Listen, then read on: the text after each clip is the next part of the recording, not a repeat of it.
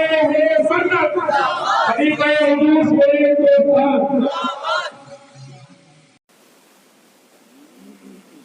برادران اہل سنت،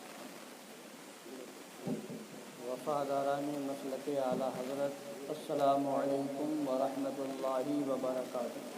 وعلیکم السلام ورحمۃ اللہ وبرکاتہ۔ الحمد للہ ذی الجلالہ، والصلاة والسلام علی صاحب الرسالہ، وعلى آلہ واصحابہ ومجتہدی ملتہ اولی الایدی والابصار والنبالہ، اما بعد فاعوذ باللہ من الشیطان الرجیم، بسم اللہ الرحمن الرحیم۔ لا تجد قوما يؤمنون بالله واليوم الآخر يوادون من حاد الله ورسوله ولو كانوا آباءهم أو أبناءهم أو إخوانهم أو عشيرتهم سبحان اللہ۔ أولئك كتب في قلوبهم الإيمان وأيدهم بروح منه ويدخلهم جنات تجري من تحتها الأنهار خالدين فيها رضي الله عنهم ورضوا عنه أولئك حزب الله ألا إن حزب الله هم المفلحون۔ صدق الله مولانا العظيم وبلغنا رسوله النبي الأمين الحبيب الكريم، ونحن على ذلك لمن الشاهدين والشاكرين والحمد لله رب العالمين۔ سنیم من نعرے اللہ اکبر می زنم، دم زبو بکر و عمر عثمان و حیدر می زنم، قادریم نعرے یا غوث اعظم می زنم، دم ز شیخ احمد رضا خان قطب عالم می زنم، رضویم من نعرے یا اعلیٰ حضرت می زنم، دم ز شیخ حشمت علی خان فرد عالم می زنم۔ آئیے کچھ سننے اور سنانے سے پہلے ہم اور آپ مل کر اپنے آقا و مولا، لمبے لمبے ہاتھوں سے بھیک دینے والے، سنہری جالیوں میں آرام فرمانے والے، اندھیری قبر میں کام آنے والے، مکان والے لا مکان والے، عرب والے عجم والے، شفاعتی لأہل الکبائر کا نغمہ جاں فضا سنانے والے، میدان محشر میں ہم گناہ گاروں، سیاہ کاروں، بدکاروں کو بخشوانے والے، جہنم سے بچانے والے، جنت میں لے جانے والے، جام کوثر بھر بھر کے پلانے والے، حضور احمد مجتبیٰ جناب محمد الرسول اللہ، ارواحنا فدا صلی اللہ تعالی علیہ وعلی آلہ وسلم کی بارگاہ عرش پناہ میں درود پاک کا نذران محبت پیش کریں۔ اللہم صلی علی سیدنا ونبینا وشفیعنا وحبیبنا مولانا محمد معدن الجود والکرم وآلہ الکرام وابنہ الکریم وامتہ الکریمۃ وبارک وسلم۔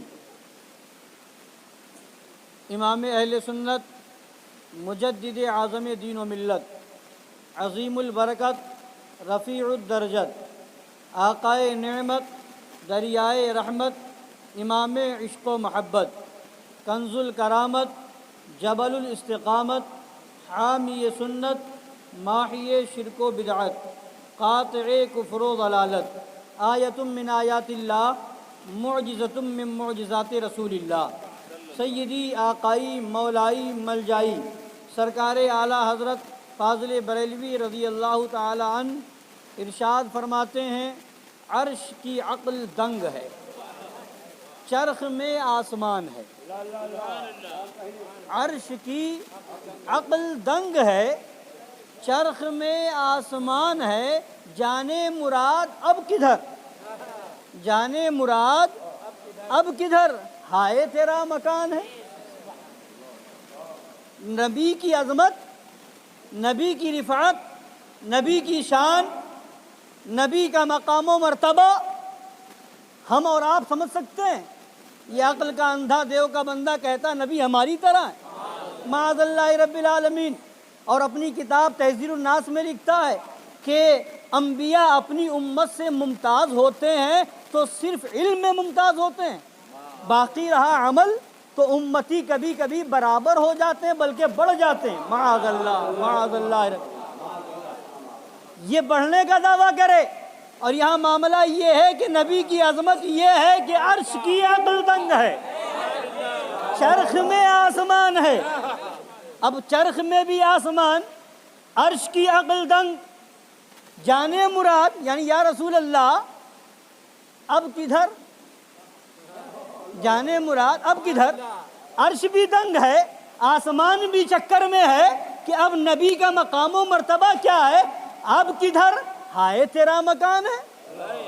جب نبی معراج میں تشریف لے گئے، آسمان سے بھی آگے گئے، عرش سے بھی آگے گئے، سدرہ سے بھی آگے بڑھے، وہ مقام اس نبی تشریف لے گئے جہاں جگہ نہیں ہے، جہاں مکان نہیں ہے، وہ لا مکان ہے، خدا کے قرب خاص میں گئے۔ اب جب اس مقام میں پہنچے، اب عرش بھی چکر میں ہے، آسمان بھی دنگ ہے، عرش کی عقل بھی دنگ ہے، نبی ہے کہاں، مکان میں ہو تو پتا چلے، یہ تو مکان سے پار ہے، مکان سے نکل چکا ہے، لا مکان میں ہے۔ جب وہ جہاں نہیں، جہاں ادھر نہیں، جہاں ادھر نہیں، جہاں سمت نہیں، جہاں جہت نہیں، وہاں تو جہت بھی نہیں ہے، سمت بھی نہیں ہے۔ تبھی تو اعلیٰ حضرت فرماتے ہیں پڑے ہیں یہاں خود جہت کو لا لے، پڑے ہیں یہاں۔ ایک تو یہ ہے خرد سے کہہ دو کہ سر جھکا لے، گما سے گزرے گزرنے والے، پڑے ہیں یہاں خود جہت کو لا لے۔ ایک ہے جہت کے لالے اور ایک ہے جہت کو لالے، دونوں میں فرق ہے۔ جہت کے لالے پڑھنا یہ الگ معنی رکھتا ہے اور جہت کو لالے پڑھنا یہ الگ معنی رکھتا ہے۔ تو یہ نہیں فرمایا کہ پڑھے ہیں یا خود جہت کے لالے، نہیں، یہاں خود جہت کو لالے ہیں۔ خود کسے بتائے کدھر گئے تھے، وہاں تو مکان ہی نہیں، جہت ہی نہیں، سمت ہی نہیں، تو وہ نبی کی شان ہے، وہ نبی کا مقام ہے۔ عرش کی عقل دنگ ہے، چرخ میں آسمان ہے، جانے مراد اب کدھر، ہائے تیرا مکان ہے۔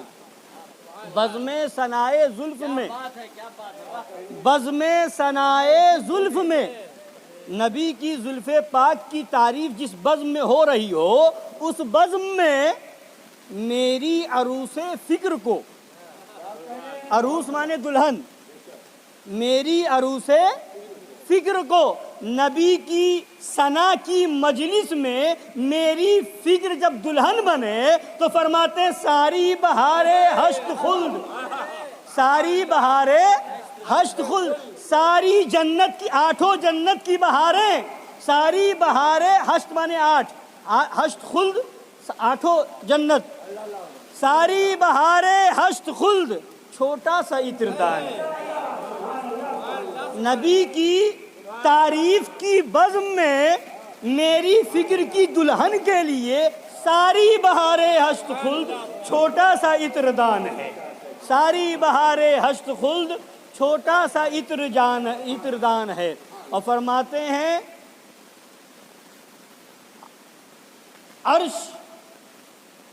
عرش کی عقل دنگ ہے، چرخ میں آسمان ہے، جانے مراد اب کدھر، ہائے تیرا مکان ہے۔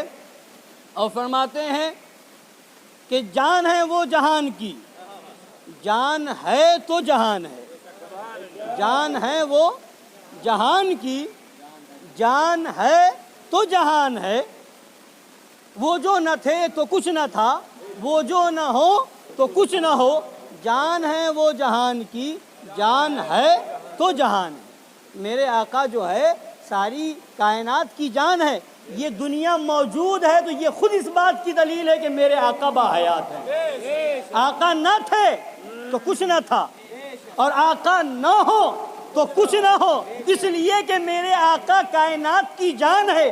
جب جان ہوگی تو جسم ہوگا، جب جان نہ ہوگی تو جسم بیکار ہے، تو میرے آقا ساری کائنات کی جان ہے۔ تو فرماتے ہیں وہ جو نہ تھے تو کچھ نہ تھا، وہ جو نہ ہو تو کچھ نہ ہو، جان ہے وہ جہان کی، جان ہے تو جہان ہے۔ عرش پہ تازہ چھیڑ چھاڑ، عرش پہ تازہ چھیڑ چھاڑ، فرش میں طرفہ دھوم دھام، کان جدھر لگائیے تیری ہی داستان ہے، کان جدھر لگائیے تیری ہی داستان ہے، خوف نہ رکھ رضا ذرا تو ہے عبد مصطفیٰ، تیرے لیے امان ہے، تیرے لیے امان ہے۔ اور حضور مظہر اعلیٰ حضرت شیر بے شعر سنت فرماتے ہیں جب تجلی کیا کرے کوئی کیوں نہ بے خود ہوا کرے کوئی، جب تجلی کیا کرے کوئی کیوں نہ بے خود ہوا کرے کوئی، اور دوزخی ہے بغیر حب حضور، دوزخی ہے بغیر حب حضور، نبی کی محبت کے بغیر دوزخی ہے، دوزخی ہے بغیر حب حضور، عمر بھر اتقا کرے کوئی، عمر بھر تقویٰ کرے، عمر بھر نماز پڑھے، روزہ رکھے، حج کرے، زکوٰۃ دے، فرماتے نبی کی محبت کے بغیر دوزخی ہے، نماز پڑھے پھر بھی دوزخی، روزہ رکھے پھر بھی دوزخی، حج کرے پھر بھی دوزخی، کچھ بھی کرے اگر نبی کی محبت نہیں سب بیکار ہے، بغیر دوزخی ہے بغیر حب حضور، عمر بھر اتقا کرے کوئی۔ درود پاک پڑھیں، اللہم صلی علی سیدنا و نبینا و شفیعنا و حبیبنا مولانا محمد معدن الجود والکرم و آلہ الکرام و ابنہ الکریم و امتہ الکریمۃ وبارک وسلم۔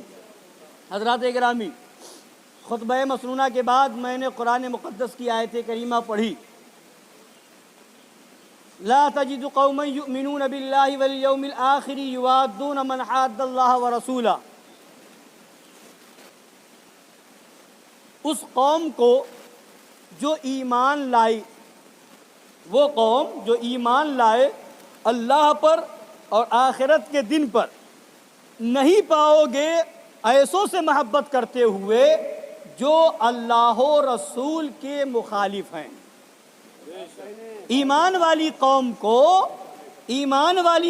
کو گستاخ خدا و رسول سے محبت کرتے ہوئے نہ پاؤ گے، وَلَوْ كَانُوا آبَاءَهُمْ، اگرچہ وہ ان کے باپ ہی کیوں نہ ہو، او ابناءہم، اگرچہ وہ ان کے بیٹے ہی کیوں نہ ہو، او اخوانہم، اگرچہ وہ ان کے بھائی ہی کیوں نہ ہو، او عشیرتہم، اگرچہ وہ ان کے خاندان والے ہی کیوں نہ ہو۔ آج اگر کوئی گستاخی فرانس میں کر رہا ہے تو ہندوستان میں احتجاج کیا جا رہا ہے، اگر کوئی گستاخی افریقہ اور امریکہ میں نبی کی شان میں کرتا ہے تو لوگ یہاں جلوس اور احتجاج نکالتے ہیں۔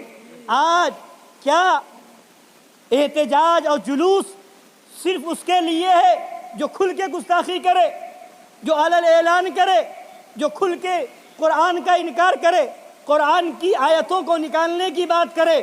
یہ تو کھل کر کے آ گیا، جس کا آج پوری دنیا میں لوگ، پورے ہندوستان میں خاص طور سے رد کر رہے ہیں، جو رافضی اور شیعہ ہے، جانتے نہیں، یہ تو کھل کر کے آ گیا، مگر کسے نہیں معلوم کہ ان رافضیوں کا عقیدہ ہی یہی ہے کہ قرآن نامکمل ہے، قرآن ناقص ہے، تو قرآن کو تو وہ نامکمل پہلے سے مان رہا تھا۔ پورے رافضی اور شیعہ اپنے آپ کو کہنے والے یہ قرآن کو ناقص پہلے سے مانتے ہیں، مگر جب تک وہ کھل کر کے زبان سے نہ کہا، جب تک کہ علل اعلان اس نے کورٹ میں جو ہے بات اپنی نہ پہنچائی، اس وقت تک لوگ بہت سے ایسے بھی ہیں رافضی کے ساتھ بیٹھ رہے ہیں، کھا رہے ہیں، پی رہے ہیں، اٹھنا بیٹھنا ہو رہا ہے، رشتہ ناتا ہو رہا ہے، شادی بیاہ میں بلا رہے ہیں، دعوت میں جا رہے ہیں، رافضیوں کے ساتھ بیٹھ رہے ہیں، اور جب وہی بات جو ان کے عقیدے میں شامل تھی، جو ان رافضیوں کا عقیدہ ہے، جو ان کا دین ہے، جو ان کا دھرم ہے، وہی کفر اس نے بک دیا ہے، وہی وہ سپریم کورٹ تک لے کر کے گیا ہے، جو ان کے دل میں تھا، جو ان کی کتابوں میں موجود ہے، جو ان کے دھرم کا حصہ ہے، جو ان کے مذہب اور دین کا ایک جز ہے، اس کو آج وہ کھل کر کے کہہ دیا، تو آج احتجاج کیا جا رہا ہے، پھانسی دی جائے، اس کے خلاف احتجاج کیا جا رہا ہے، اس کو پھانسی کی سزا دی جائے، اس کو جان سے مار دیا جائے، اس کو قتل کر دیا جائے۔ میں کہتا ہوں اگر تمہارا ایمان و عقیدہ پختہ ہے تو وسیم رضوی خبیث تو ہے ہی، تمہارا یہی دیوار تیور ہر رافضی کے بارے میں ہونا چاہیے، تمہارا یہی تیور ہر کھٹمل کے بارے میں ہونا چاہیے۔ یہ کون سا تمہارا ایمان ہے؟ وسیم رضوی کی مخالفت کرو اور دوسرے رافضی کے ساتھ شرکت کرو۔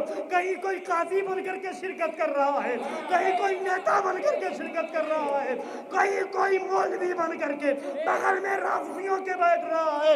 ابے جب اس کا عقیدہ ہی یہی ہے کہ قرآن نامکمل ہے تو جیسے وسیم رضوی کافر ہے ویسے ہر شیعہ مجتہد کہلانے والا کافر ہے، آج کا ہر رافضی کافر ہے۔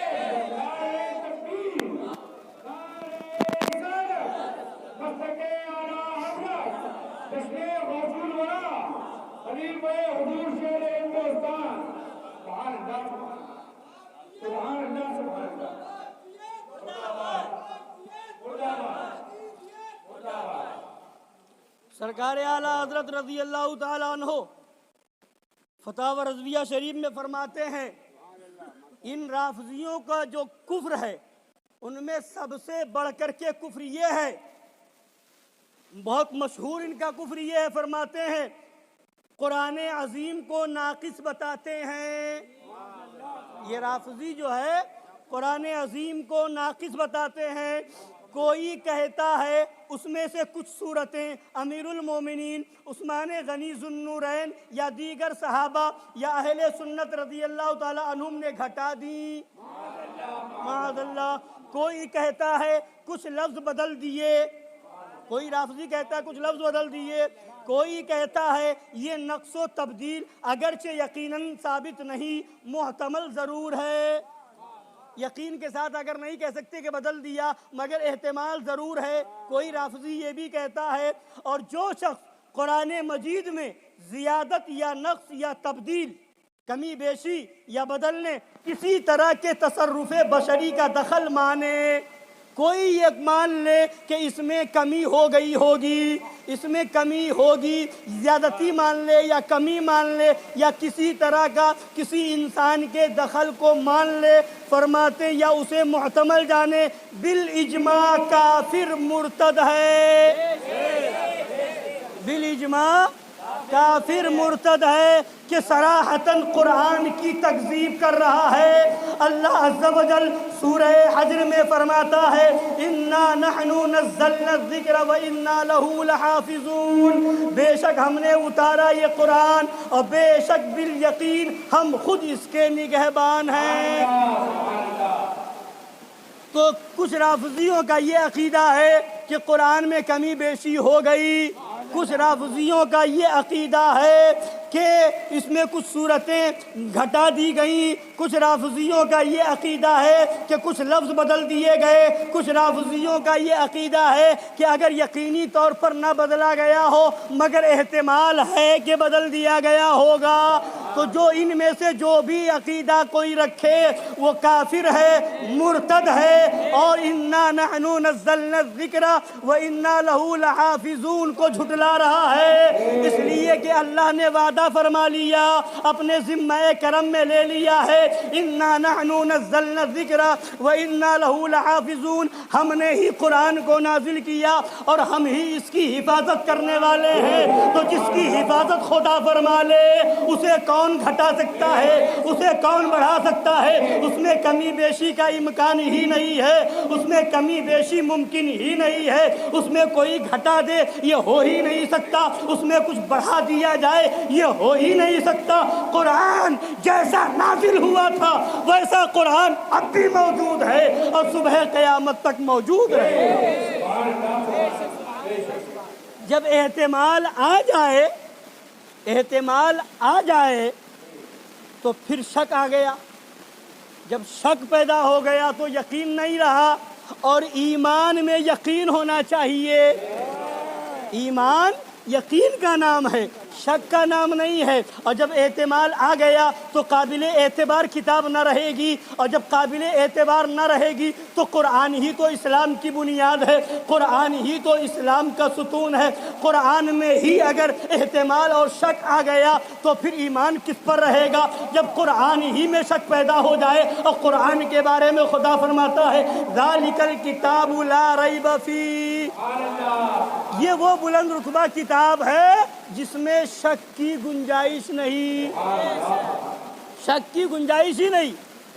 اور شک تو اگر ایسا ہی کہہ دو عقیدہ رکھو تو پھر تو معاذ اللہ رب العالمین قرآن بھی اور آسمانی کتابوں کی طرح ہو جائے۔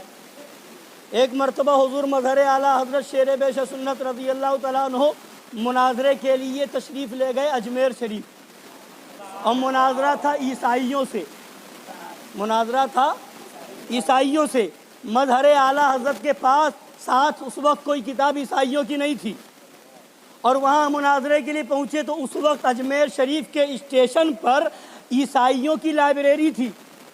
مظہر اعلیٰ حضرت لائبریری میں پہنچے اور لائبریری سے عیسائیوں کی کتابیں نکلوائیں، انجیل کو نکلوایا اور اس کے بعد اس کو مطالعہ فرمایا۔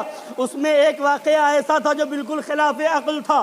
مظہر اعلیٰ حضرت نے عیسائی کو فرمایا کہ دیکھو تم کہتے ہو انجیل آسمانی کتاب، اس کتاب کو مانتے ہو، ابھی موجودہ زمانے میں جو انجیل ہے اس کو تم کہتے ہو یہی حق ہے، یہی صحیح ہے، جیسی نازل ہوئی تھی ویسی ہے، تو اس میں تو ایسا واقعہ لکھا ہے، کیا تم اس کو مانتے ہو؟ تو کہا نہیں ایسا ہے، حضرت عیسیٰ علیہ السلام جو ان لوگوں کا عقیدہ ہے عیسائیوں کا کہ صلیب پر چڑھا دیے گئے، اس کے بعد کہا کہ اس انجیل کتاب کو جو ہے دفن کر دیا، اس کو دفن کر دیا گیا تھا، اور اس کے بعد جب نکالا گیا تو اس میں کمی بیشی ہو گئی ہے، اس میں رد و بدل ہو گیا ہے، اس میں تبدیلی آ گئی ہے۔ تو مظہر اعلیٰ حضرت نے فرمایا یہی تو ہم کہتے ہیں کہ جیسی نازل ہوئی تھی اب ویسی نہ رہی، جب ویسی نہ رہی تو اب وہ قابل اعتبار نہ رہی، اور ہمارا قرآن وہ ہے جیسا نازل ہوا تھا ویسا کل بھی تھا، آج بھی ہے، اور صبح قیامت تک رہے گا۔ نعرہ تکبیر، نعرہ رسالت، جشن رسول اللہ، علماء اہل سنت، خلیفہ حضور صلی اللہ علیہ وسلم۔ اور کیا احتجاج صرف انہی لوگوں کے لیے جو کھل کر کے بکواس اور گستاخی کرے، جو کھل کر کے کچھ بات کرے، اپنی کتابوں میں جو عقیدہ چھاپے قرآن کے خلاف، حدیث کے خلاف، کیا ان کا بائیکاٹ نہیں کیا جائے گا؟ جو اپنی کتابوں میں، اپنے مدرسوں میں جو کفریہ عقیدہ پڑھائے اور پھیلائے، کیا ان سے دوری اختیار نہ کی جائے گی؟ آج اگر کہا جائے وہابیوں کو دعوت میں نہ بلاؤ، اگر آج کہا جائے کہ وہابیوں کو دعوت سے ہٹا دیا جائے، آج اگر کہا جائے کہ وہابی اور دیوبندیوں کا اگر دعوت میں ہوگا تو ہم نہیں آئیں گے، تو لوگ کہتے ہیں اتنی سختی ہوگی تو کیسے جیا جائے گا، اتنی سختی ہوگی تو آخر زندگی کیسے گزاری جائے گی، اتنا اگر دیکھیں گے تو کہیں نہیں جا سکتے ہیں۔ حضرات گرامی وقار، جب اتنا نہیں دیکھتے تو یہ بھی چھوڑ دو، وسیم رضوی کے خلاف مخالفت بھی چھوڑ دو، کیوں کر رہے ہو؟ ارے اس نے کھل کر کے کہہ دیا ہے، کیا نبی کے علم کو جانوروں، بچوں، پاگلوں کی طرح بتانا، کیا یہ قرآن کا انکار نہیں ہے؟ کیا نبی کے علم سے نبی کے عمل سے امتی کے عمل کو بڑھانے کی بات کرنا، کیا یہ قرآن کا انکار نہیں ہے؟ کیا یہ ضروریات دین کا انکار نہیں ہے؟ کیا نبی کو مر کر مٹی میں ملنے والا یہ قرآن کا انکار نہیں ہے؟ کیا جو یہ عقیدہ رکھے کہ دوسرا نبی پیدا ہو سکتا ہے، کیا یہ قرآن کا انکار نہیں ہے؟ معاذ اللہ جو نبی کو بے بس مجبور کہے، کیا یہ قرآن کے خلاف نہیں ہے؟ کیا یہ قرآن کا انکار نہیں ہے؟ یہ بھی قرآن کا انکار ہے، وہ بھی قرآن کا انکار ہے۔ جیسے وہ مرتد ہے ویسے یہ مرتد ہے۔ سچا عاشق رسول وہ ہے جو اعلان کرے نہ ہمیں رافضی گوارا ہے، نہ ہمیں وہابی گوارا ہے، نہ ہمیں دیوبندی گوارا ہے، نہ ہمیں غیر مقلد گوارا ہے، اور جس شادی میں وہابی ہوگا وہ شادی گوارا نہیں، جس محفل میں دیوبندی ہوگا وہ محفل گوارا نہیں، جس جگہ وہابی آئے، جس گھر میں وہابی آئے وہ گھر گوارا نہیں، جس مفتی کے پاس وہابی ملے، جس مفتی سے وہابی ملے، یا جو مفتی وہابی سے ملے، جو قاضی وہابی سے ملے، جو قاضی جو پیر دیوبندیوں سے ملے، ہمیں وہ پیر گوارا نہیں، ہمیں وہ مفتی گوارا نہیں، ہمیں وہ قاضی گوارا نہیں، ہمارے لیے اعلیٰ حضرت کافی ہے۔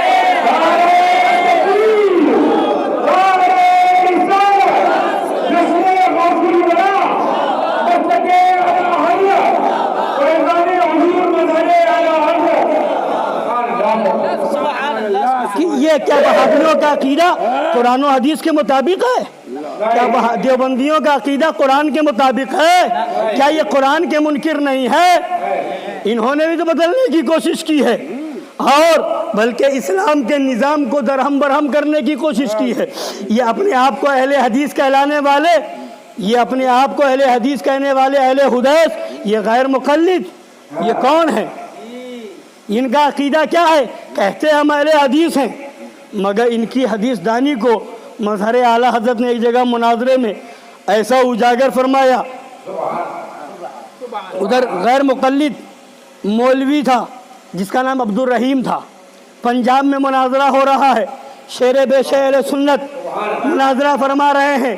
اس نے مناظرے کے دوران وہی 73 فرقے والی حدیث پڑھی غیر مقلد نے، اور کہا کہ دیکھیے اس میں ایک فرقے کو جنتی بتایا گیا ہے اور وہ فرقہ ہم ہیں، یعنی اس میں جو بتایا گیا ہے تو صحابہ کو ماننے کی بات کی گئی ہے، صحابہ کو یعنی جماعت صحابہ کو ہم مانتے ہیں اور ان سب کا کی پیروی کرتے ہیں، ان سب کا اتباع کرتے ہیں، اور ہم صرف حدیث کو مانتے ہیں، حدیث کو سنت بھی کہتے ہیں، لہذا سنت والے بھی ہم ہیں اور جماعت صحابہ والے بھی ہم ہیں، تو سنت والے بھی ہم، جماعت والے بھی ہم۔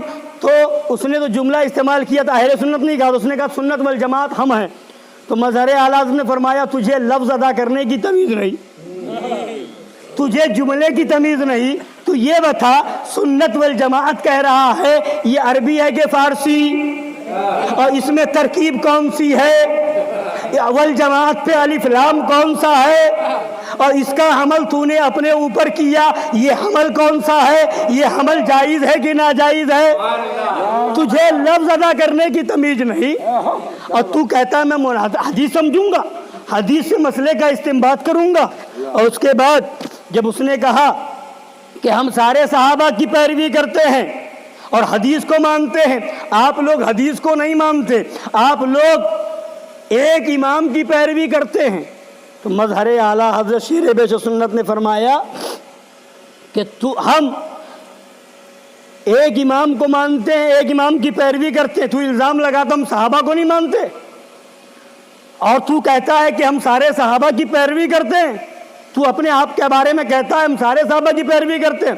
فرمایا سن، ہم امام اعظم کو اسی لیے مانتے ہیں کہ ان کا کوئی مسئلہ نہ قرآن کے خلاف ہے نہ حدیث کے خلاف ہے، انہوں نے جو بتایا قرآن سے بتایا، انہوں نے جو بتایا وہ حدیث سے بتایا۔ امام شافعی کو اسی لیے مانتے ہیں، امام احمد بن حنبل کو اسی لیے مانتے ہیں، امام مالک کو اسی لیے مانتے ہیں۔ اور اس کے بعد فرمایا سن، تو یہ کہہ، اور ہم سارے صحابہ کو مانتے ہیں، حدیث پاک کی روشنی میں فَبِأَيِّهِمْ اِقْتَدَيْتُمْ اِهْتَدَيْتُمْ، فَبِأَيِّهِمْ اِقْتَدَيْتُمْ اِهْتَدَيْتُمْ، جس کی پیروی کرو گے ہدایت پا جاؤ گے۔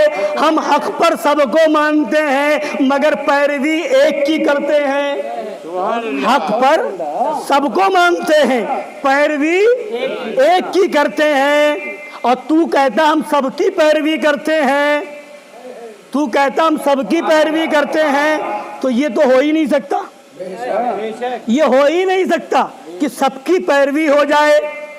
فرمایا کہ مثال کے طور پر ایک محل ہے اور اس محل میں رعایا کے آنے کے لیے 4 راستے ہیں، ایک پچھم سے ہے، ایک پورب سے ہے، ایک اتر سے ہے، ایک دکھن سے ہے۔ تو کچھ لوگ پورب سے چل پڑے، کچھ لوگ اتر سے چل پڑے، کچھ لوگ مشرق سے مغرب سے چل پڑے، کچھ لوگ جنوب سے چل پڑے۔ چاروں طرف سے لوگ چل پڑے، کوئی ایک اس راستے پر، کوئی اس راستے پر، تو جب چاروں راستے محل تک جا رہے ہیں تو جو جس راستے کو اختیار کرے گا وہ محل تک پہنچ جائے گا، مگر تیرے جیسا سر پھرا آدمی، تیرے جیسا بے وقوف آدمی وہ کھائے گا۔ ارے اے لوگوں، یہ چاروں راستے محل تک جا رہے ہیں تو کسی ایک ہی کو مت پکڑو، چاروں راستے پر چلو تو کبھی مشرق سے مغرب میں جائے گا، کبھی شمال سے جنوب میں جائے گا، ایسے ہی دوڑتا رہے گا، منزل تک نہیں پہنچ سکتا۔ منزل تک وہی پہنچے گا جو کوئی ایک راستہ اختیار کرے گا۔ تو ہم مانتے سب کو ہیں، پیروی، اور تو کہتا ہے اپنے بارے میں کہ تو سارے صحابہ کی پیروی کرتا ہے۔ تو اب میرے سوالوں کا جواب دے۔ وہ ذات تھی مظہر اعلیٰ حضرت شیر بیش اہل سنت کی، فرمایا ایک جانور سوسمار ہے جس کو گو بھی کہتے ہیں، گو، اور مینڈک، بتا اس کے بارے میں تیرا کیا عقیدہ ہے؟ تو حلال جانتا ہے کہ حرام؟ تو حلال جانتا ہے یا حرام؟ ہمیشہ حرام جانتے ہو یا ہمیشہ حلال؟ یا کبھی حرام کبھی حلال، یا دونوں چیز ایک ساتھ، حلال اور حرام ایک ساتھ؟ اگر تم حلال اور حرام دونوں ایک ساتھ جانتے ہو تو یہ ہو ہی نہیں سکتا، یہ اجتماع ضدین ہے، یہ ہو ہی نہیں سکتا کہ ایک چیز ایک ہی وقت میں حلال بھی ہو حرام بھی ہو۔ اگر ایسا ہو سکتا ہے تو ثابت کر کے بتاؤ۔ اور اگر تم اس کو ہمیشہ حرام جانتے ہو تو ان لوگوں کی پیروی نہ ہوئی جو حلال جانتے ہیں، اور اگر تم ان کو ہمیشہ حرام جانتے ہو تو ان کی پیروی نہ ہوئی جو حلال جانتے ہیں، سبحان اللہ۔ اور اگر کبھی حرام کبھی حلال جانتے ہو تو یہ صفت تو قرآن نے کافر کی بتائی، یحلونہ عاما ویحرمونہ عاما، کافر کبھی ایک سال میں حرام کہتے ہیں ایک سال میں حلال، تو یہ اور تو کبھی کبھی کرتا ہے تو اس سے بھی بڑھ گیا، وہاں یحلونہ عاما ویحرمونہ عاما ہے اور یہاں ہو جائے گا یحلونہ آنن ویحرمونہ آنا، ایک آن میں حلال ایک آن میں حرام، تو کافر سے بھی آگے بڑھ گیا۔ اور اس میں بھی کسی صحابی کی پیروی نہ ہو پائے گی، اس لیے نہ ہو پائے گی کہ جو حرام جانتا ہے وہ ہمیشہ حرام، جو حلال جانتا ہے وہ ہمیشہ حلال، اور تو کبھی حلال کبھی حرام، تو کسی صحابی کی پیروی نہ کر پائے گا۔ اور ہم اہل سنت ایک کا دامن تھامتے ہیں، اس لیے کہ حدیث میں ہے فَبِأَيِّهِمْ اِقْتَدَيْتُمْ اِهْتَدَيْتُمْ، اور تو اپنے آپ کو سمجھتا ہے کہ حدیث سے مسئلہ نکالے گا، قرآن و حدیث سے خود مسئلے کا استنباط کر لے گا، تو میرے سوالوں کا جواب دے۔ ارشاد فرمایا یہ بتا بندر حلال ہے یا حرام؟ بندر حلال ہے یا حرام یہ بتا۔ قرآن میں تو آیا انما حرم علیکم المیتۃ والدم ولحم الخنزیر، خنزیر کے گوشت کا آیا ہے حرام، لحم الخنزیر، خنزیر کا گوشت اللہ نے حرام فرمایا، تو یہ تو قرآن میں ہے کہ خنزیر کا گوشت حرام ہے، مگر یہ بتا خنزیر کی چربی کا کیا حکم ہے، حلال ہے کہ حرام؟ یہ بتا خنزیر کا چمڑا حلال ہے کہ حرام؟ یہ بتا خنزیر کی کلیجی حلال ہے کہ حرام؟ یہ بتا خنزیر کی اوجڑی حلال ہے کہ حرام؟ یہ بتا خنزیر کا تل حلال ہے کہ حرام؟ اگر تو کہے کہ حلال تو پہلے کھا کے آ پھر مناظرہ کر، تاکہ سمجھ میں آئے پکا غیر مقلد ہے۔ اور اگر تو حرام جانتا ہے تو لا کوئی آیت، لحم الخنزیر کی آیت تو ہے، خنزیر کے گوشت کے حرام ہونے کی آیت تو ہے، مگر دکھا قرآن کے 30 پاروں میں کوئی آیت جہاں خنزیر کی چربی کو حرام کہا گیا ہو، خنزیر کی کلیجی کو حرام کہا گیا ہو، خنزیر کے چمڑے کو حرام کہا گیا ہو، خنزیر کے تل کو حرام کہا گیا ہو، خنزیر کے دل کو حرام کہا گیا ہو، خنزیر کی چربی کو حرام کہا گیا ہو؟ دکھا کے لاؤ، دکھاؤ یا حدیث دکھاؤ، مگر تم مر جاؤ گے، جہنم چلے جاؤ گے، مگر کبھی نہیں دکھا سکتے۔ یہ مار ہے امام اعظم امام شافعی امام مالک امام احمد بن حنبل کا دامن چھوڑنے کی، ان کا دامن پکڑ لے مسئلہ سمجھ میں آ جائے گا۔ حرام ہے تو کیوں ہے، حرام ہے تو وجہ کیا ہے، اس کی علت کیا ہے، یہ سب سوال فرمایا، مگر اس کے پاس کوئی جواب نہ تھا۔ اور اسی میں فرمایا تو کہتا ہے کہ ہم سنت والجماعت ہے، تو یہ بتا تو حدیث کے علاوہ کچھ نہیں مانتا، حدیث ہی کو مانتا ہے، تو لا کوئی حدیث جس میں تیرا نام سنت والجماعت رکھا گیا ہو، لا کوئی حدیث، تو اپنے آپ کو اہل حدیث بھی کہتا ہے، لا کوئی حدیث جس میں تجھے اہل حدیث کا نام دیا گیا ہو، مگر نہیں بتا سکتا۔ پتا کیا چلا، عقل ہوتی تو خدا سے نہ لڑائی لیتے، یہ گھٹائیں اسے منظور بڑھانا تیرا۔ حضرات گرامی وقار، تو یہ بتانے کا مطلب یہ ہے کہ یہ صرف لیبل لگاتے ہیں کہ ہم اہل حدیث ہیں، یہ لیبل لگاتے ہیں کہ ہم اہل قرآن ہیں، یہ صرف اوپر لیبل لگاتے ہیں کہ ہم قرآن و حدیث کے ماننے والے ہیں، مگر حقیقت یہ ہے کہ نہ یہ قرآن کو مانتے ہیں نہ حدیث کو مانتے ہیں۔ اگر قرآن کو مانتے ہوتے تو قرآن میں فرمایا اطیعوا اللہ و اطیعوا الرسول و اولی الامر منکم، اگر یہ قرآن کو مانتے ہوتے تو پھر نبی کے بارے میں ایسا عقیدہ نہ رکھتے، بلکہ قرآن میں جو نبی کی عظمت بتائی گئی ہے نبی کو اپنی طرح نہ کہتے، بلکہ نبی کی عظمت بیان کرتے، نبی کی شان بیان کی جاتی، تو یا ایھا المزمل بھی نظر آتا، یا ایھا المدثر بھی نظر آتا، قرآن میں قد جاءکم برہان من ربکم بھی نظر آتا، قرآن میں والنجم اذا ہوا بھی نظر آتا، قرآن میں والشمس وضحاها بھی نظر آتا، قرآن میں واللیل اذا سجا بھی نظر آتا۔ حضرات گرامی وقار، تو پتہ کیا چلا، حقیقت یہ ہے کہ قرآن کو اگر سچا ماننے والا کوئی ہے وہ صرف اہل سنت و جماعت ہے، وہ صرف سنی بریلوی ہے، اور جتنے ہیں نہ یہ قرآن کو مانتے ہیں نہ حدیث کو مانتے ہیں۔ نعرہ تکبیر، نعرہ رسالت، مذہب اعلیٰ حضرت، مذہب اعلیٰ حضرت، خلیفہ حضور بنی ہندوستان حضرت مفتی نقیب الرحمان صاحب جملہ، نعرہ تکبیر، نعرہ رسالت۔ آج جو ہے ایک طرف کوئی بکواس کرے، کھل کر کے وہ آیتوں کا انکار کرے، نکالنے کی بات کرے، تو احتجاج کے لیے باہر نکلتے آتے ہو، ہر مولوی نکل رہا ہے، ہر قاضی اور ہر پیر نکل رہا ہے، ایسے کو ہم برداشت نہیں کریں گے، ایسے کو ہم برداشت نہیں کریں گے، ایسے کو سزا دی جائے، ایسے کو جو ہے قتل کر دیا جائے، یہ کر دیا جائے، وہ کر دیا جائے۔ مگر مجھے بتاؤ، کیا فرشتوں کا انکار کرنا قرآن کا انکار نہیں ہے؟ جنت کا انکار قرآن کا انکار نہیں ہے، دوزخ کا انکار قرآن کا انکار نہیں ہے۔ قرآن میں دوزخ کا بھی ذکر ہے، قرآن میں جنت کا بھی ذکر ہے، قرآن میں فرشتوں کا بھی ذکر ہے، مگر تم آج وسیم رضوی کے خلاف احتجاج کر رہے ہو اور اپنے بچوں کو جب کالج میں پڑھاتے ہو اور تمہارا بچہ سر سید کے بناتا ہے تو تم اس کو قرآن کیوں بھول جاتے ہو؟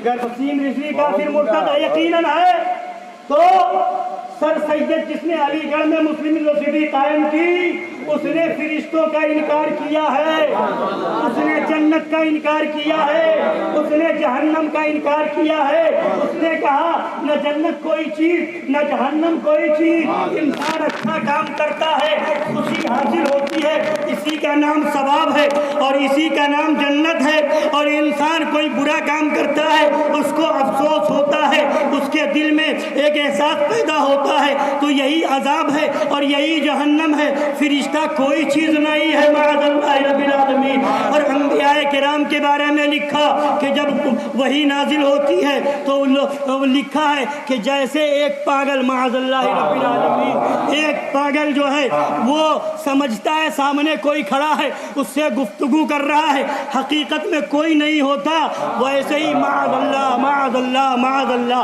کہتا ہے کہ فرشتہ کوئی چیز نہیں ہے، وحی نازل ہونے کا کوئی مطلب نہیں ہے، وہ ایک پاگل کی جیسی صورت ہو جاتی ہے، ویسے ہی وہ سمجھتے تھے کہ قرآن نازل ہو رہا ہے۔ معاذ اللہ، خدا کی طرف سے وحی آ رہی ہے۔ یہ اس نے کہا جو آج علی گڑھ مسلم یونیورسٹی جس نے بنائی ہے، جس کو لوگ سر سید کہتے ہیں، وہ سر سید خبیث نے یہ عقیدہ لکھا ہے۔ فرقہ نیچریہ کا بانی وہی سر سید ہے، اسی نے پھر نیچری فرقے کی بنیاد رکھی ہے۔ لوگ اس کا ڈے منا رہے ہیں، اس کی یوم پیدائش منا رہے ہیں، لوگ جو ہے اس کے نام پر لائبریریاں قائم کر رہے ہیں، لوگ اس کے نام پر جو ہے یہ اور وہ کر رہے ہیں، لوگ اس کو اپنا رہبر اور لیڈر مان رہے ہیں۔ وہ بھی تو کافر اور مرتد ہے۔ آخر اس کے کفر و مرتدات سے کون بچائے گا؟ اس کی گمراہیت سے کون آگاہ کرے گا؟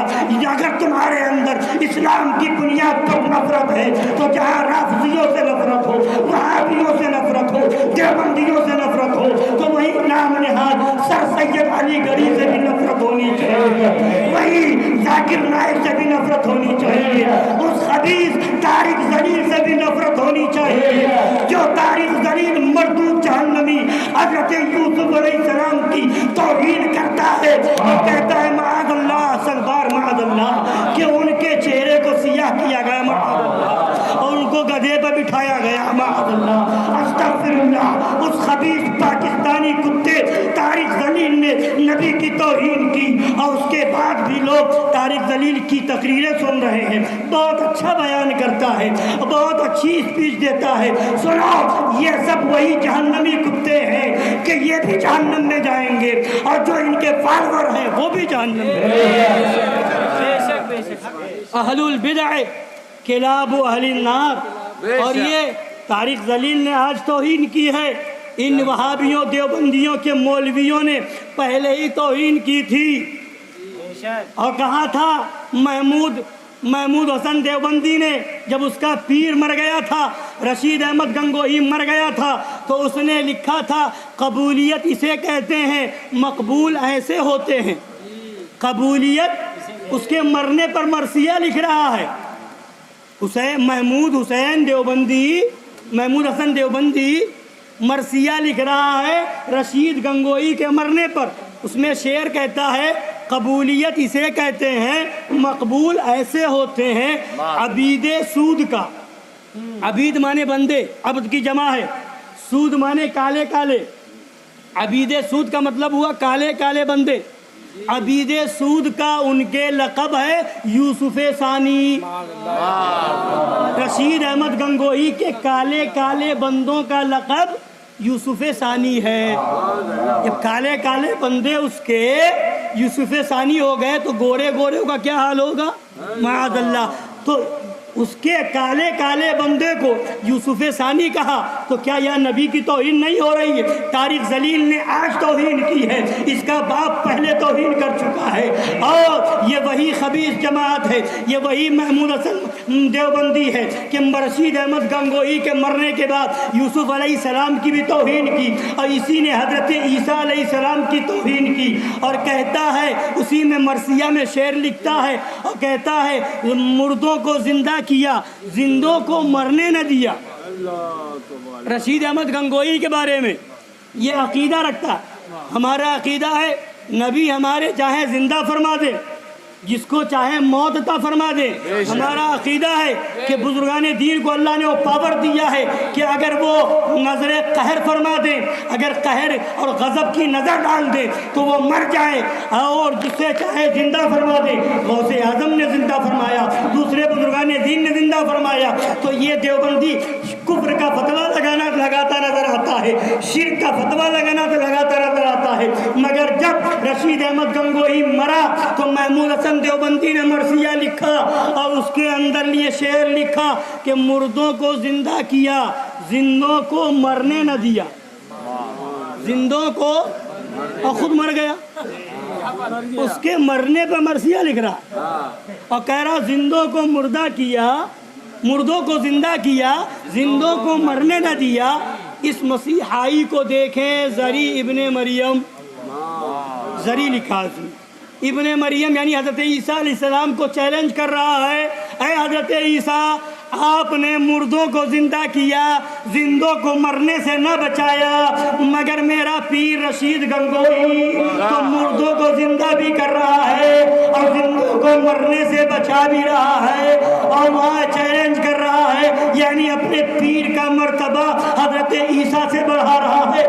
حضرت عیسیٰ کی توہین یہ وہابی کرے، حضرت یوسف کی توہین یہ وہابی کرے، نبی پاک صلی اللہ علیہ وسلم کی توہین یہ وہابی کرے، وہ قرآن کی آیت کا انکار کرے، آیت جہاد کو نکالنے کی بات کرے، تم جلوس نکال لو۔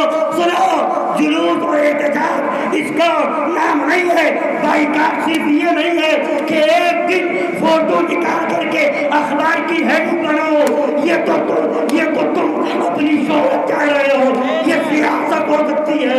ہاں، اگر تم عمر بھر زندگی بھر تمہارا یہ طریقہ رہے کہ نہ ہمیں وسیم رضوی برداشت ہے اور نہ ہمیں کوئی وہابی برداشت ہے، نہ کوئی دیوبندی برداشت ہے، ہمیشہ تمہارا یہ تیور رہے، تب سمجھتا ہوں کہ یہ عقیدہ، یہ تمہارا تیور سچا ہے، یہ تمہارا تیور ایمان والا ہے، یہ عشق رسول والا ہے۔ ایک مرتبہ پیپر میں فوٹو چھپوا لو، ہمیں برداشت نہیں، اور وہابی کے ساتھ کھانا کھا لو، آیتوں کو نکالنے کی بات کرے تو اس کا بائیکاٹ کیا جائے، اور جو حضرت عیسیٰ کی توہین کرے اس کا بائیکاٹ نہ کیا جائے، جو حضرت یوسف کی توہین کرے اس کا بائیکاٹ نہ کیا جائے، جو نبی کی توہین کرے اس کا بائیکاٹ نہ کیا جائے۔ اس کا بائیکاٹ کب کرو گے؟ اس کا بائیکاٹ ہر لمحہ۔ عاشق رسول صرف پیپر میں نہیں چھپواتا ہے، عاشق رسول اپنی شادی کا کارڈ چھپواتا ہے تو وہاں بھی چھپواتا ہے، ختنے کا محفل ہوتی ہے وہاں بھی اعلان کرتا ہے، گھر میں کوئی محفل ہوتی ہے وہاں بھی اعلان کرتا ہے، اور عاشق رسول ہر جگہ یہی کہتا ہے جو جان مانگو تو جان دیں گے، جو مال مانگو تو مال دیں گے، مگر یہ ہم سے کبھی نہ ہوگا کہ نبی کا چاہو۔ نعرہ تکبیر، نعرہ رسالت، مسلک اعلیٰ حضرت، مظہر اعلیٰ حضرت، علماء اہل سنت، خلیفہ حضور شیر ہندوستان، خلیفہ حضور شیر ہندوستان، نعرہ تکبیر، نعرہ رسالت۔ سنیے ایک عبارت سرکار اعلیٰ حضرت رضی اللہ تعالیٰ عنہ کی سن لیجئے، ایمان کو جلا بخشیے، تازگی بخشیے، اور اسی کو اپنا دستور بنائیے، اس کو دل میں بسا لیجئے۔ اعلیٰ حضرت سرکار کی عبارت کو، اعلیٰ سرکار کی کتابوں کو پڑھتے جائیں گے، ایمان میں نکھار پیدا ہوتا ہے۔ فرماتے ہیں مسلمان کا ایمان ہے کہ اللہ اور رسول سے زیادہ کوئی ہماری بھلائی چاہنے والا نہیں، جل جلالہ وصلی اللہ تعالیٰ علیہ وآلہ وسلم۔ جس بات کی طرف تمہیں بلائیں، جس بات کی طرف بلائیں، یقیناً ہمارے دونوں جہان کا اس میں بھلا ہے۔ خدا اور رسول جدھر بلائیں ہمارے دونوں جہان کا اس میں بھلا ہے، اور جس بات سے منع فرمائیں بلا شبہ سراسر ضرر و بلا ہے، جس سے منع فرمائے سراسر ضرر و بلا ہے۔ مسلمان صورت میں ظاہر ہو کر جو ان کے حکم کے خلاف کی طرف بلائے، مسلمان مسلمان صورت میں ظاہر ہو کر جو ان کے حکم کے خلاف کی طرف بلائے، یقین جان لو کہ یہ ڈاکو ہے۔ قرآن و حدیث سے ثابت ہے کہ وہابیوں سے دور رہو، دیوبندیوں سے دور رہو، قادیانیوں سے دور رہو۔ تو اعلیٰ حضرت فرما رہے ہیں جو قرآن و حدیث کے حکم کے خلاف تمہیں بلائے، وہابی کے ساتھ بٹھائے، دیوبندی کے ساتھ بٹھائے، تو کسی صورت میں ہو، قاضی کی صورت میں، مفتی کی صورت میں، پیر کی صورت میں، امام کی صورت میں، کیا ہے؟ بولیے کیا ہے؟ اب پتہ چلا فتاوی رضویہ کی عبارت ذہن میں بٹھا لو، جو قاضی وہابی کے ساتھ بیٹھے وہ کون ہے؟ علل اعلان کہیں وہ جو امام وہابی کا نکاح پڑھائے، فتاوی رضویہ کہہ رہی ہے کون؟ جو پیر وہابی کی دعوت کھائے، یہ کون کہہ رہا ہے؟ اعلیٰ حضرت نے فرمایا وہ ڈاکو ہے۔ فرماتے ہیں مسلمان صورت میں ظاہر ہو کر جو ان کے حکم کے خلاف کی طرف بلائے، یقین جان لو کہ یہ ڈاکو ہے۔ یقین جان لو کہ وہ ڈاکو ہے، اس کی تعویلوں پر ہرگز کان نہ رکھو، اس کی تعویلوں پر ہرگز کان نہ رکھو۔ رہزن ڈاکو، رہزن مانے ڈاکو، رہزن جو جماعت سے باہر نکل کر کسی کو لے جانا چاہتا ہے ضرور چکنی چکنی باتیں کرے گا۔ آؤ، ارے ابھی موقع ہے، بی جے پی والے مخالف ہیں مسلمانوں کے، تو کیا کانگریس والے تمہارے حمایتی ہیں؟ وہ بھی کافر، وہ بھی کافر، مسلمانوں کے لیے جیسے وہ ہے ویسے وہ ہے۔ تو فرماتے ہیں جو رہزن جو جماعت سے باہر نکل کر کسی کو لے جانا چاہتا ہے ضرور چکنی چکنی باتیں کرے گا، اور جب یہ دھوکے میں آیا اور ساتھ ہو لیا تو گردن مارے گا۔ جماعت سے الگ ہو گیا، ساتھ ہو لیا تو گردن مارے گا، مال لوٹے گا۔ فرماتے شامت اس بکری کی کہ اپنے راعی کا ارشاد نہ سنے، شامت اس بکری کی جو اپنے راعی مانے چرواہا، جو اپنے راعی کا ارشاد نہ سنے، اور بھیڑیا جو کسی بھیڑ کی اون پہن کر آیا، بھیڑیا جو کسی بھیڑ کی اون پہن کر آیا اس کے ساتھ ہو لے۔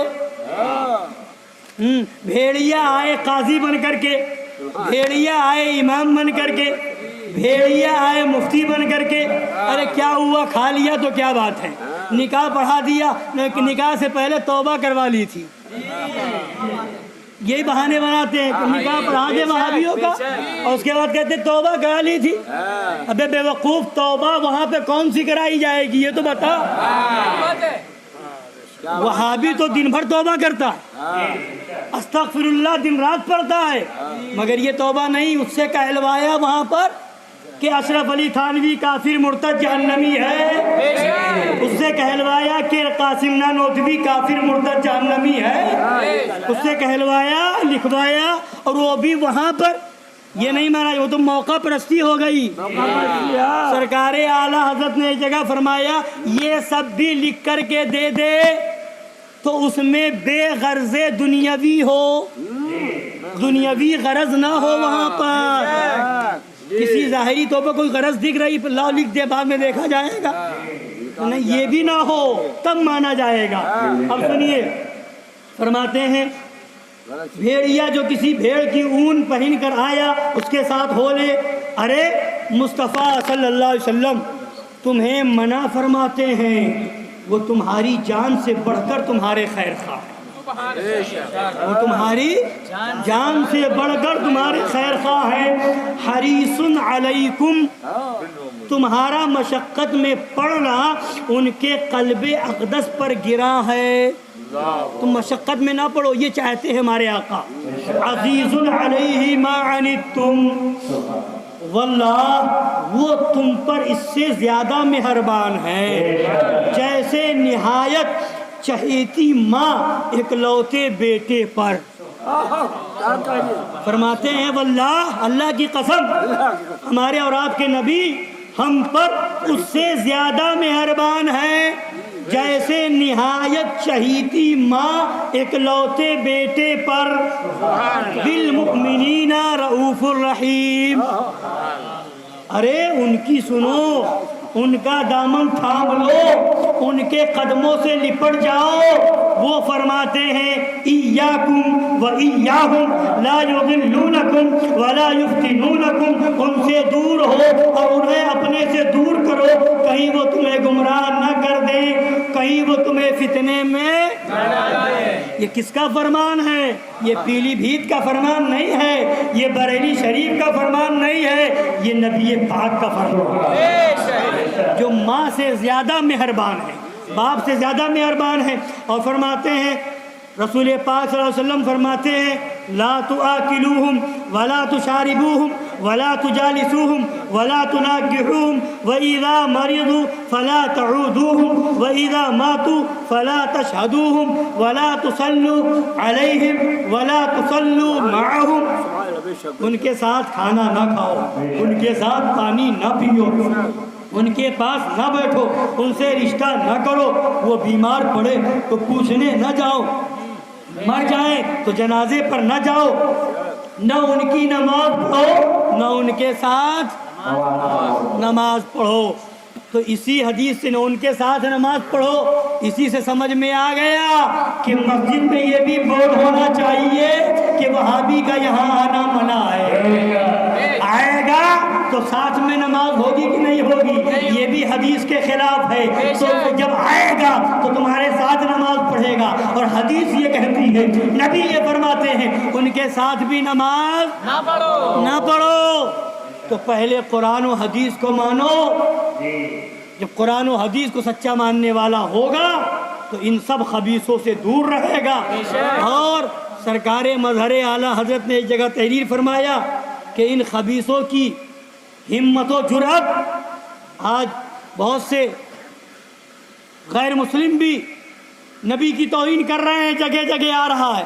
کبھی کسی زمانے میں کچھ سال پہلے کملیش تیواری نے کی تھی، یا اور لوگوں نے، کبھی فرانس میں، کبھی ادھر کبھی ادھر۔ تو فرماتے یہ ان غیر مسلموں کی ہمت و جرأت کیسے بڑھی؟ یہ ان وہابیوں سے بڑھی، ان دیوبندیوں سے بڑھی، کہ کلمہ پڑھ کر کے یہ لکھ رہا ہے نبی مر کر مٹی میں مل گئے، کلمہ پڑھ کر کے لکھ رہا ہے جیسا علم نبی کو ویسا بچوں پاگلوں جانوروں کو، کلمہ پڑھ کر کے لکھ رہا ہے کہ ہمارے بڑے بھائی کی طرح ہے، کلمہ پڑھ کر کے لکھ رہا ہے کہ گاؤں کے چودھری کی طرح ہے، معاذ اللہ رب العالمین۔ تو ان وہابیوں دیوبندیوں کی وجہ سے ان لوگوں کی ہمت بڑھی۔ اگر ان لوگوں نے ایسا نہ لکھا ہوتا تو کبھی ان کی یہ ہمت نہ ہوتی۔ اللہ تعالیٰ ہم سنی مسلمانوں کو ہر خبیث سے دور رہنے کی توفیق عطا فرمائے، ایمان و عقیدے کو بچانے کی توفیق عطا فرمائے، آمین۔ وما علینا الا البلاغ المبین۔ السلام علیکم۔